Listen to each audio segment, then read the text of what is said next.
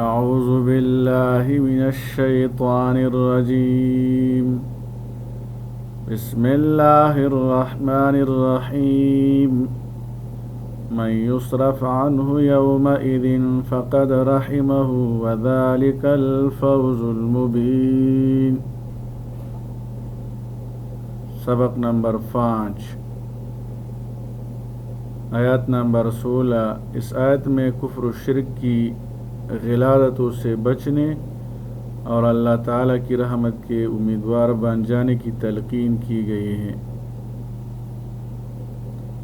من یصرف عنہ یومئذ، اس دن جس شخص سے عذاب ہٹا دیا گیا، فقد رحمہ، تو یقیناً اس پر اللہ نے رحم فرمایا، وذالک الفوز المبین، اور یہی کلی کامیابی ہے۔ مغفرت، نجات اور دخول جنت کا سبب اللہ تعالیٰ کا فضل ہے، نہ کہ محض اعمال، کیونکہ اعمال صالحہ کی توفیق بھی اللہ تعالیٰ کے فضل سے ہی ملتی ہے۔ اللہ کے فضل کے حوالے سے احادیث مبارکہ، تم میں سے کسی شخص کو اس کا عمل جنت میں ہرگز داخل نہیں کرے گا۔ صحابہ کرام رضی اللہ عنہم نے پوچھا، یا رسول اللہ صلی اللہ علیہ وسلم، آپ کو بھی نہیں؟ فرمایا، مجھ کو بھی نہیں، سوائے اس کے کہ اللہ تعالیٰ مجھے اپنے فضل اور رحمت سے ڈھانپ لے۔ رسول اللہ صلی اللہ علیہ وسلم نے فرمایا، کچھ لوگوں کو ان کے گناہوں کی سزا دینے کے لیے جہنم میں ڈال دیا جائے گا، ان کے جسم پر آگ کے نشان ہوں گے، پھر اللہ اپنے فضل اور رحمت سے ان کو جنت میں داخل کر دے گا، ان کو جہنمیین کہا جائے گا۔ بلند مقام حاصل کرنا تو بہت بڑی بات ہے، اگر کسی سے آخرت کا عذاب ہی ٹل جائے تو اپنی جگہ یہی بات کافی ہے، لیکن سب سے بڑی کامیابی آخرت کے خسارہ سے بچ جانا اور دائمی نفع حاصل کرنا ہے۔ یعنی اصل کامیابی تو آخرت کی کامیابی ہے۔ دنیا کی بڑی سی بڑی کامیابی اس دن کی کامیابی کے سامنے کوئی وقت نہیں رکھتی۔ اس کامیابی کے سامنے دنیاوی دولت، عزت، شہرت اور اقتدار وغیرہ ساری چیزیں کمتر اور فانی ہیں۔ وَإِيَمْسَسْكَ اللَّهُ بِضُرٍّ فَلَا كَاشِفَ لَهُ إِلَّا هُوَ، اور اگر اللہ تمہیں کوئی تکلیف پہنچائے، فلا کاشف لہ، تو اس کے سوا اس تکلیف کو دور کرنے والا کوئی نہیں، اللہ کے سوا اس کو دور کرنے والا کوئی نہیں۔ وَإِيَمْسَسْكَ بِخَيْرٍ، اور اگر اللہ تمہیں کوئی بھلائی پہنچائے، فَهُوَ عَلَى كُلِّ شَيْءٍ قَدِيرٌ، تو ہر چیز پر بڑی قدرت رکھنے والا ہے۔ اللہ کے سوا کوئی کسی کو نہ معمولی نفع پہنچا سکتا ہے اور نہ ہی معمولی نقصان۔ اللہ تعالیٰ اپنے بندوں پر قادر ہے اور سب اس کے ماتحت ہیں۔ نبی کریم صلی اللہ علیہ وسلم کا ارشاد ہے، فرض نماز کے بعد یہ دعا مانگا کرتے ہو۔ نبی کریم صلی اللہ علیہ وسلم فرض نماز کے بعد یہ دعا مانگا کرتے تھے، اللہم لا مانع لما اعطیت ولا معطی لما منعت ولا ينفع ذا الجد منک الجد، اے اللہ، جو کچھ تو عطا فرمائے اس کا کوئی روکنے والا نہیں، اور جو کچھ تو روک لے اس کا کوئی دینے والا نہیں، اور کسی مالدار کو اس کی مالداری تیرے مقابلہ میں نفع نہیں دے سکتی۔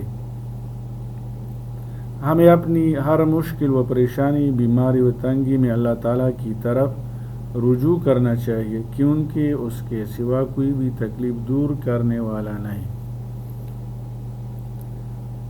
وَهُوَ الْقَاهِرُ فَوْقَ عِبَادِهِ، اور وہی اپنے بندوں پر غالب ہے۔ وَهُوَ الْحَكِيمُ الْخَبِيرُ، اور وہ بڑی حکمت والا، بڑا باخبر ہے۔ اللہ تعالیٰ بندوں کے حالات سے خوب آگاہ ہے۔ وہ ہر چیز پر غالب ہے اور تمام کائنات اسی کی مطیع اور فرمان بردار ہے۔ قہر سے مراد یہاں پر ظلم و زیادتی نہیں جیسا کہ محاورتاً بولا اور سمجھا جاتا ہے، بلکہ قہر سے مراد یہاں غلبہ و کامل اختیار ہے۔ وہ اپنے بندوں پر پوری طرح غالب و حاوی اور ان پر مکمل اختیار رکھنے والا ہے۔ لفظ قاہر سے اللہ تعالیٰ کی قدرت کاملہ کا اور لفظ حکیم سے اس کے تمام افعال کا مبنی بر حکمت ہونا اور خبیر سے علم محیط کا بیان کیا گیا۔ ان صفات کے ذکر سے بتلانا یہ مقصود ہے کہ صفات اللہ کے کمال علم و قدرت کا مظہر ہے۔ اللہ تعالیٰ غلبہ و تسلط رکھنے کے باوجود اپنی مخلوق کے معاملے میں حکمت کاملہ کا اظہار فرماتا ہے کہ ان کے حکیم کا کوئی کام حکمت سے خالی نہیں ہوتا۔ قل ای شیء اکبر شہادۃ، آپ صلی اللہ علیہ وسلم فرما دیجئے کہ کس کی گواہی سب سے بڑھ کر ہے؟ قل اللہ، آپ فرما دیجئے اللہ کی، شہید بینی و بینکم، اللہ کی وہ میرے اور تمہارے درمیان گواہ ہے۔ وَأُوحِيَ إِلَيَّ هَذَا الْقُرْآنُ، اور یہ قرآن میری طرف اس لیے وحی کیا گیا ہے، لِأُنذِرَكُم بِهِ، تاکہ میں تمہیں بھی اس کے ذریعے سے ڈراؤں، وَمَن بَلَغَ، اور ان کو بھی جن کو یہ قرآن پہنچے۔ أَإِنَّكُمْ لَتَشْهَدُونَ أَنَّ مَعَ اللَّهِ آلِهَةً أُخْرَى، کیا تم واقعی گواہی دیتے ہو کہ اللہ کے ساتھ دوسرے معبود بھی ہیں؟ قل لا اشہد، آپ فرما دیجئے میں یہ جھوٹی گواہی نہیں دیتا۔ قل انما هو الہ واحد، آپ فرما دیجئے صرف وہی ایک معبود ہے۔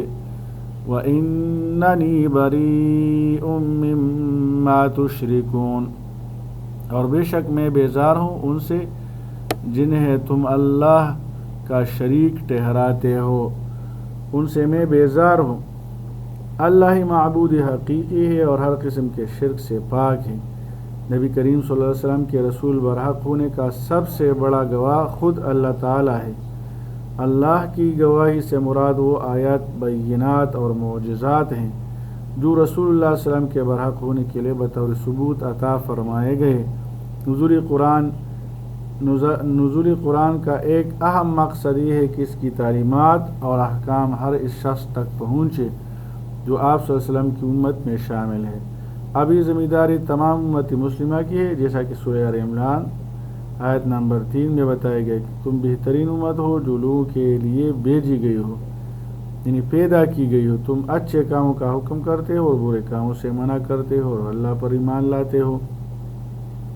اس آیت کا شان نزول، ایک مرتبہ اہل مکہ کا ایک وفد نبی کریم صلی اللہ علیہ وسلم کے پاس آیا اور کہنے لگا کہ آپ کو جو اللہ کے رسول ہونے کا دعویٰ کرتے ہو اس پر آپ کا گواہ کون ہے؟ کیونکہ ہمیں کوئی آدمی ایسا نہیں ملا جو آپ کی تصدیق کرتا ہو، حالانکہ ہم نے یہود و نصارہ سے اس کی تحقیق میں پوری کوشش صرف کی۔ اس پر یہ آیت نازل ہوئی۔ حضرت سعید بن جبیر رحمہ اللہ نے فرمایا کہ جس شخص کو قرآن حکیم پہنچ گیا وہ ایسا ہو گیا جیسے اس نے محمد صلی اللہ علیہ وسلم کی زیارت کر لی۔ اور ایک حدیث مبارک میں ہے کہ جس شخص کو قرآن حکیم پہنچ گیا میں اس کا نذیر ہوں۔ نبی کریم صلی اللہ علیہ وسلم کا ارشاد ہے، قسم ہے اس ذات کی جس کے قبضہ میں محمد صلی اللہ علیہ وسلم کی جان ہے، اس امت میں سے جس کسی کو میرے نبی ہونے کی خبر پہنچے گی، خواہ وہ یہودی یا نصرانی ہو، اور وہ اس دین پر ایمان لائے بغیر مر گیا جو دین دے کر میں بھیجا گیا ہوں، تو وہ ضرور دوزخ والوں میں سے ہوگا، خواہ یہودی ہو یا نصرانی۔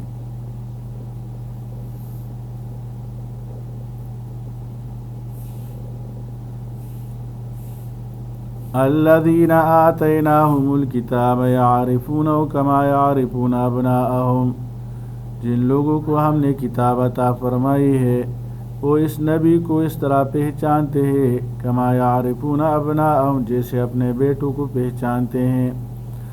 الذین خسروا انفسہم، جنہوں نے اپنے آپ کو نقصان میں ڈال رکھا ہے، فہم لا یؤمنون، تو ایمان نہیں لائیں گے۔ اس آیت میں رسول اللہ صلی اللہ علیہ وسلم کی صداقت کا ثبوت ہے کہ اہل کتاب کی کتابوں میں موجود آخری نبی صلی اللہ علیہ وسلم کی تمام نشانیاں آپ صلی اللہ علیہ وسلم کی ذات بابرکت مکمل طور پر پائی گئی. اسی وجہ سے اہل کتاب آپ صلی اللہ علیہ وسلم کی رسالت کو اپنے سگے بیٹے کی طرح پہچانتے تھے. اہل کتاب نے رسول اللہ صلی اللہ علیہ وسلم کو پہچاننے کے باوجود حسد کے مارے آپ صلی اللہ علیہ وسلم کی رسالت کا انکار کیا اور دنیا میں ذلیل اور رسوا ہو کر آخرت کے دائمی خسارے میں پڑ گئے. حضرت عبداللہ بن سلام رضی اللہ عنہ کے اسلام لانے کے بعد یہود آپ صلی اللہ علیہ وسلم کے پاس آئے. ان سے رسول اللہ صلی اللہ علیہ وسلم نے پوچھا، عبداللہ بن سلام تم میں کیسے آدمی ہیں؟